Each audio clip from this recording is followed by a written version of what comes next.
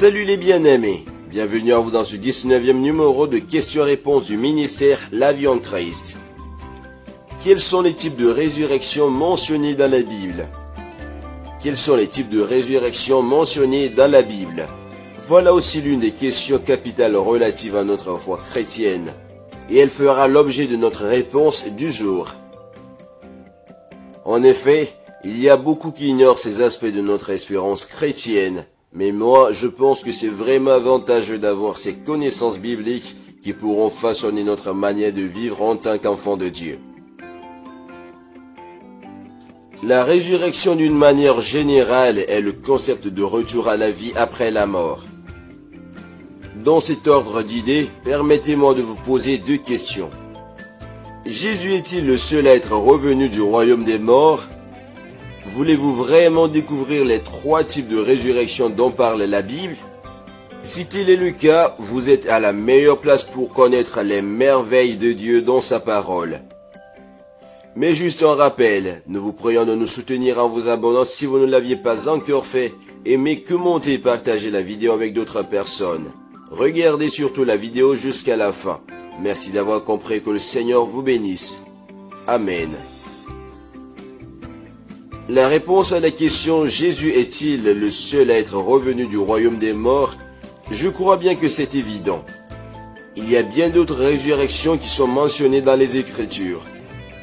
À travers la Bible, on peut découvrir trois types de résurrection.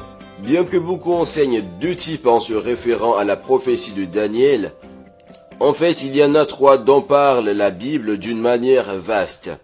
Allons maintenant à la découverte de ces trois types. Le premier type de résurrection. Ce premier type concerne 6 résurrections avant celle de Jésus le Christ. Comprenons que la résurrection du Christ ne fut pas un retour à la vie terrestre, comme ce fut le cas pour les résurrections accomplies avant lui pour vaincre la mort une fois pour toutes. Il est à noter que ces personnes ressuscitées avaient vécu un peu sur la terre à un certain moment encore et ils sont morts de nouveau. La résurrection du Christ est essentiellement différente. Dans son corps ressuscité, il passe de l'état de mort à une autre vie au-delà du temps et de l'espace. Le corps de Jésus est, dans la résurrection, rempli de la puissance du Saint-Esprit. Il participe à la vie divine dans l'état de sa gloire, si bien que Paul peut dire du Christ qu'il est l'homme céleste. Ces résurrections précèdent et annoncent la résurrection finale de tous les temps. Leur raison d'être est d'apporter l'espoir que la mort sera vaincue et les hommes seront consolés. Voici une liste de ces miraculeuses résurrections tirées de l'Ancien Testament et des 4 évangiles avant celle de Jésus et les 2 résurrections de la prophétie de Daniel qui est aussi subdivisée. Une première résurrection fut celle du fils de la veuve de Sarepta. Dans le livre des rois, lorsque le prophète Élie se rend à Sarepta, il rencontre une femme veuve qui le nourrit. Celle-ci perd alors brusquement son enfant. En Roi 17, du verset 21 au verset 22 nous dit: Élie supplie le Seigneur alors de le lui rendre. Par 3 fois, il s'étendit sur l'enfant en invoquant le Seigneur. Seigneur mon Dieu, je t'en supplie, rends la vie à cet enfant. Le Seigneur entendit la prière d'Élie, le souffle de l'enfant revint en lui et il était vivant. Une deuxième résurrection, le fils de la femme Sunamite. Toujours dans le livre des rois, pour remercier la femme Sunamite de son accueil, Élisée implore le Seigneur de lui accorder un fils. Ce dernier meurt subitement après d'intenses maux de tête. Alors Élisée se rend à son chevet. Quand Élisée arriva dans la maison, il trouva l'enfant mort étendu sur le lit, ferma la porte pour être seul avec lui. Et il se mit à prier le Seigneur. L'enfant éternua 7 fois, et il ouvrit les yeux. D'après 2 Rois 4, du verset 32 au verset 35. La troisième résurrection fut celui de l'homme enterré près d'Élisée. L'intercession d'Élisée semble tout aussi puissante qu'après sa mort. Le livre des rois rapporte ainsi qu'un homme inconnu ressuscité après que sa dépouille ait touché celle du prophète. 2 Rois 13, le verset 20 et le verset 21 nous dit: Élisée mourut, et l'on l'enterra.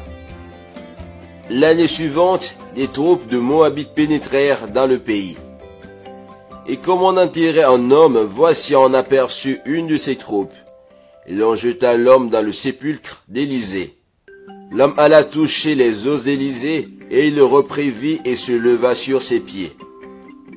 La 4e résurrection fut celui du fils de la veuve de Naïm. L'évangile de Luc rapporte que Jésus, passant par la ville de Naïm, y voit une mère veuve enterrer son fils. Saisi de pitié, il touche le cercueil pour rappeler le défunt. Le Seigneur, l'ayant vu, fut ému de compassion pour elle et lui dit: Ne pleure pas. Il s'approcha et toucha le cercueil. Ceux qui le portaient s'arrêtèrent. Il dit: Jeune homme, je te le dis, lève-toi. Et le mort s'assit et se mit à parler. Jésus le rendit à sa mère, d'après Luc 7, du verset 13 au verset 15. Une 5e résurrection fut celle de la fille de Jaïr. Jaïr est le chef de la synagogue qui vient supplier Jésus de sauver sa fille mourante. Lorsqu'ils arrivent, la petite n'était déjà plus. Mais Jésus ne le laissa pas aux mains de la mort. Tous pleuraient et se lamentaient sur elle. Alors Jésus dit: Ne pleurez pas, elle n'est pas morte, mais elle dort. Et il se moquait de lui, sachant qu'elle était morte. Mais il la saisit par la main et dit d'une voix forte: Enfant, lève-toi. Et son esprit revint en elle. Et à l'instant, elle se leva, et Jésus ordonna qu'on lui donnât à manger. D'après Luc 8, du verset 52 au verset 55. Et une 6e résurrection fut celle de Lazare. Sans doute le plus connu des ressuscités de la Bible, Lazare de Béthanie est le frère de Marthe et de Marie. C'est le Christ lui-même qui le rappelle à la vie 4 jours après sa mort, comme le raconte Jean. Ayant dit cela, il cria d'une voix forte: Lazare, sors. Et le mort sortit, les pieds et les mains liés de bandes et le visage enveloppé d'un linge. Jésus leur dit: Déliez-le et laissez-le aller. Jean 11, du verset 43 au verset 44. Ajoutons à présent celle de Jésus lui-même. Matthieu 28, du verset 2 au verset 7 nous dit: Et voici il y eut un grand tremblement de terre, car un ange du Seigneur descendit du ciel, vint rouler la pierre et s'assit dessus. Son aspect était comme l'éclair et son vêtement blanc comme la neige. Les gardes tremblèrent de peur et devinrent comme morts. Mais l'ange prit la parole et dit aux femmes: Pour vous, ne craignez pas, car je sais que vous cherchez Jésus qui a été crucifié. Il n'est pas ici, il est ressuscité, comme il l'avait dit. Venez, voyez le lieu où il était couché, et allez promptement dire à ses disciples qu'il est ressuscité des morts. Et voici, il vous précède en Galilée. C'est là que vous le verrez. Voici, je vous l'ai dit. La question est de savoir pourquoi la résurrection de Jésus-Christ est-elle si importante. La résurrection de Jésus est importante pour plusieurs raisons à savoir. Tout d'abord, la résurrection physique de Jésus-Christ est l'événement le plus important de l'histoire et prouve de manière irréfutable qu'il était bien celui qui prétendait être le Fils de Dieu. La résurrection est la preuve ultime de sa divinité. Deuxièmement, il témoigne de l'immense puissance de Dieu lui-même. Croire en la résurrection, c'est croire en Dieu. Si Dieu existe, et s'il a créé l'univers et a le pouvoir sur elle, il a le pouvoir de ressusciter les morts. S'il n'a pas ce pouvoir, il n'est pas un Dieu digne de notre foi et de culte. En ressuscitant Jésus d'entre les morts, Dieu nous rappelle à sa souveraineté absolue sur la vie et la mort. Troisièmement, la résurrection de Jésus est un témoignage de la résurrection des êtres humains qui est un principe fondamental de la foi chrétienne. Contrairement à toutes les autres religions, le christianisme seul possède l'un des fondateurs qui transcende la mort et qui promet que ses disciples feront de même. Toutes les autres religions ont été fondées par des hommes et des prophètes dont la fin a été la tombe. En tant que chrétiens, nous sommes réconfortés par le fait que Dieu s'est fait homme, mort pour nos péchés et est ressuscité le troisième jour. Le tombeau ne pouvait pas le retenir. Il vit et il siège aujourd'hui à la droite de Dieu le Père dans le ciel. La résurrection est la victoire triomphante et glorieuse pour chaque croyant et est monté au ciel le troisième jour selon les Écritures. Les morts en Christ ressusciteront et ceux qui restent et qui sont en vie à sa venue seront changés et recevront de nouveaux et glorieux corps. D'après en Thessaloniciens 4 du verset 13 au verset 18. Les deux types rentrants parlent de la prophétie de Daniel. Daniel 12, le verset 2 résume les deux destinées très différentes de l'humanité. Beaucoup de ceux qui dorment dans la poussière de la terre se réveilleront, les uns pour la vie éternelle, les autres pour la honte, pour l'horreur éternelle. Nous serons tous ressuscités des morts, mais pas pour la même destinée. Le Nouveau Testament révèle davantage de détails sur les résurrections séparées des justes et des injustes. Apocalypse 20 du verset 4 au verset 6 fait mention d'une première résurrection des personnes bénies et saintes sur lesquelles la seconde mort, l'étang de feu, n'a aucun pouvoir, d'après Apocalypse 20 le verset 14. La première résurrection est donc celle de tous les croyants. Elle correspond à l'enseignement de Jésus sur la résurrection des justes. D'après Luc 14, le verset 14, la résurrection pour la vie, Jean 5, le verset 29. Ce deuxième type de résurrection est appelé communément la première résurrection. Il faut comprendre aussi que ce deuxième type de résurrection est aussi en 3 étapes. Première étape, il y a eu une résurrection des saints à Jérusalem après la résurrection de Jésus, d'après Matthieu 27, du verset 52 au verset 53. Ils sont appelés les prémices de la résurrection. Deuxième étape, il y aura la résurrection des morts en Christ, au moment de son avènement, ce qu'on appelle l'enlèvement, d'après en Thessaloniciens 4, le verset 16. Troisième étape, celle des martyrs à la fin de la tribulation, Apocalypse 20, le verset 4, sont encore à venir. Le troisième type de résurrection. Cette résurrection est la deuxième partie de la vision de Daniel. Apocalypse 20, le verset 12 et le verset 13 dit « Et je vis les morts, les grands et les petits qui se tenaient devant le trône. Des livres furent ouverts. Des livres furent ouverts, et un autre fut ouvert, celui qui est le livre de vie. Et les morts furent jugés selon leurs œuvres, d'après ce qui est écrit. Et les morts furent jugés selon leurs œuvres, d'après ce qui était écrit dans ces livres. La mer rendit les morts qui étaient en elle. La mort et le séjour des morts rendirent les morts qui étaient en eux, et chacun fut jugé selon ses œuvres.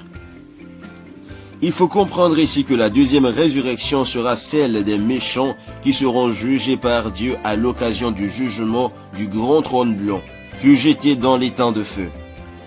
La deuxième résurrection dont parle Daniel est celle de tous les incroyants et elle est liée à la seconde mort.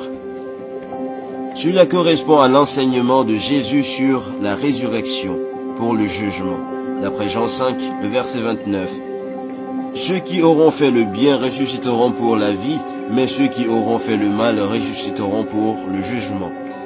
L'événement qui sépare la première et la deuxième résurrection semble être le millénium.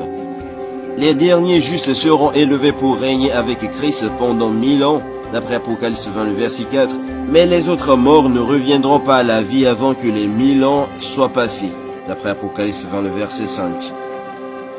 Combien grande sera la joie de la première résurrection? Quelle grande angoisse à la deuxième? Notre responsabilité d'annoncer l'évangile en est d'autant plus grande. Quant aux autres, sauvez-les avec crainte en les arrachant au feu. Jude 23. Voilà ce que nous pouvons apprendre sur les types de résurrection dont parle la Bible.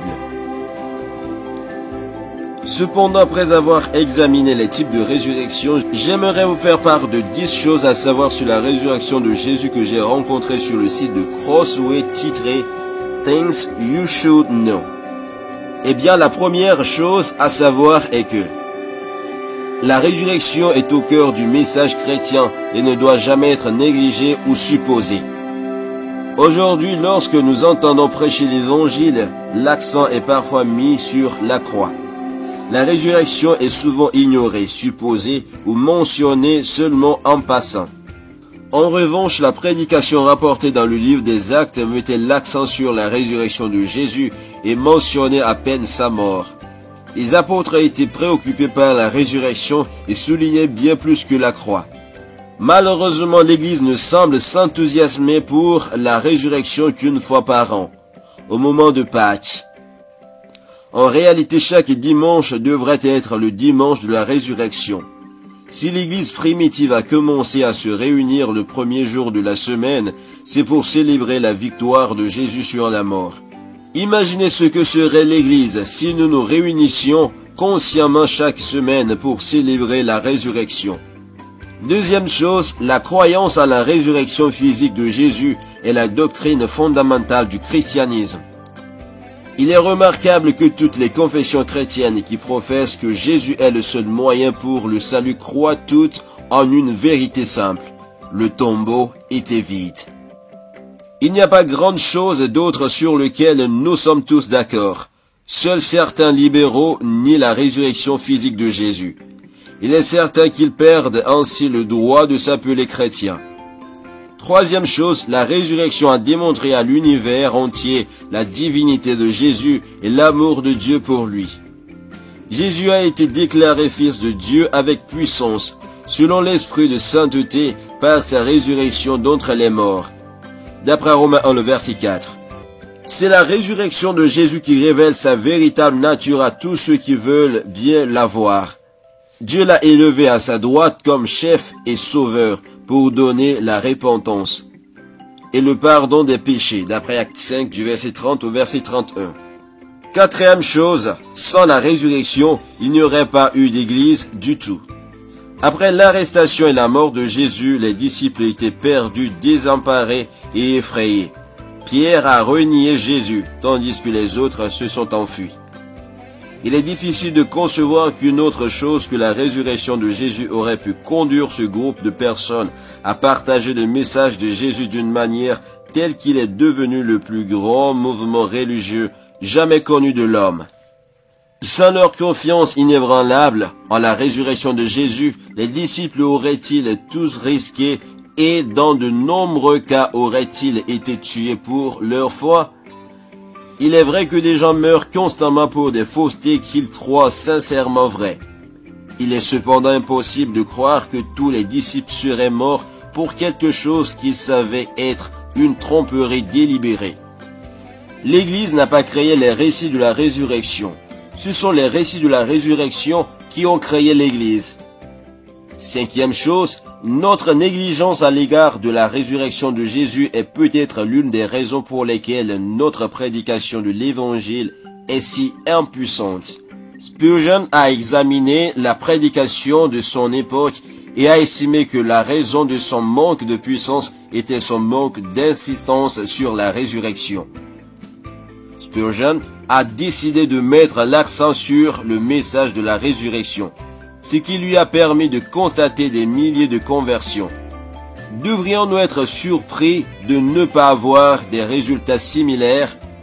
Lorsque Paul parlait de l'Évangile, il s'agissait toujours de l'annonce de la victoire glorieuse du roi ressuscité. C'est cet Évangile qui est la puissance de Dieu pour le salut de quiconque croit, d'après Romains 1, le verset 16. Sixième chose, la résurrection a racheté notre justification. Lorsque vous interrogez la plupart des croyants sur la justification, ils passent directement à la croix de Jésus qui a payé le prix de nos péchés. Mais si la justification signifie simplement l'absence de culpabilité, cela signifie que lorsque Jésus est ressuscité, il a été déclaré juste, c'est-à-dire qu'il ne s'est pas contenté d'être dépourvu de toute faute. Le crédit de la perfection de Jésus l'a emporté sur la dette de nos péchés. Et maintenant le chrétien est considéré comme juste, non pas comme s'il n'avait jamais péché, mais que quelqu'un a payé pour sa justification. Sans cette merveilleuse vérité, nous ne pouvons pas saisir pleinement la joie du salut. Jésus a été notre substitut d'obéissance pendant sa vie. notre substitut de punition dans sa mort et notre substitut de salut. Jésus a été notre substitut d'obéissance pendant sa vie, notre substitut de punition dans sa mort et notre substitut de renaissance dans sa résurrection. Septième chose, la résurrection nous donne la joie de savoir que le Christ est avec nous aujourd'hui. Il a promis qu'il serait avec nous jusqu'à la fin des temps. Cela change tout. Un héros mort dans la tombe ne nous est d'aucun secours. Mais un sauveur ressuscité au ciel nous donne une grande confiance. Parce que le tombeau est vide et que Jésus est sur le trône, nous pouvons être sûrs que nous serons victorieux, indépendamment de ce qui se passe dans le monde.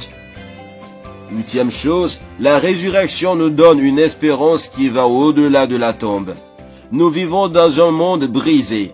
Chaque chrétien connaîtra à un moment ou à un autre de sa vie la douleur d'un deuil d'un être cher. Lorsque Paul nous dit de ne pas nous affliger comme les autres qui n'ont pas d'espérance d'après 1 Thessaloniciens 4, le verset 13, il ne voulait pas dire que nous n'éprouvions pas de tristesse. Nous avons la certitude qu'un jour nous ressusciterons nous aussi et nous rencontrerons à nouveau Jésus et nos proches croyants. Cela change tout lorsque nous sommes confrontés à la mort. Neuvième chose, la résurrection unit chaque chrétien à la force vivifiante qui a ressuscité Jésus d'entre les morts. C'est par la résurrection que le dernier Adam est devenu un esprit vivifiant. En Corinthiens 15, le verset 45. Paul nous dit que l'esprit de celui qui a ressuscité Jésus d'entre les morts habite en vous. Romains 8, le verset 11. Cette puissance étonnante est disponible pour nous transformer, nous équiper et nous rendre plus forts. Et qu'elle est envers nous qui croyons à l'infinie grandeur de sa puissance, se manifestant avec efficacité par la vertu de sa force. Il l'a déployé en Christ, en le ressuscitant des morts et en le faisant asseoir à sa droite dans les lieux célestes. Éphésiens 1, le verset 19 et le verset 20. Dixième chose, grâce à la résurrection, nous pouvons savoir que Jésus reviendra personnellement pour juger et gouverner le monde. Le fait que Jésus reviendra est une source de grande joie pour les chrétiens. Mais cela devrait aussi être une source de grande inquiétude pour ceux qui vivent loin de lui. Grâce à la résurrection, nous pouvons être sûrs que ce même Jésus reviendra à nouveau pour juger et gouverner le monde. Ainsi, cela nous interpelle d'aller propager la bonne nouvelle du royaume de Dieu. Que Dieu vous bénisse d'avoir regardé la vidéo jusqu'à la fin. S'il vous plaît, aimez, commentez et partagez la vidéo avec d'autres personnes afin de les édifier. Merci de nous soutenir. Pour d'autres inquiétudes, n'hésitez pas de contacter votre serviteur Pasteur Kosik Bafa plus de 128 90 44 43 34. Shalom et on se voit le samedi prochain pour répondre à d'autres questions. À très bientôt, au revoir.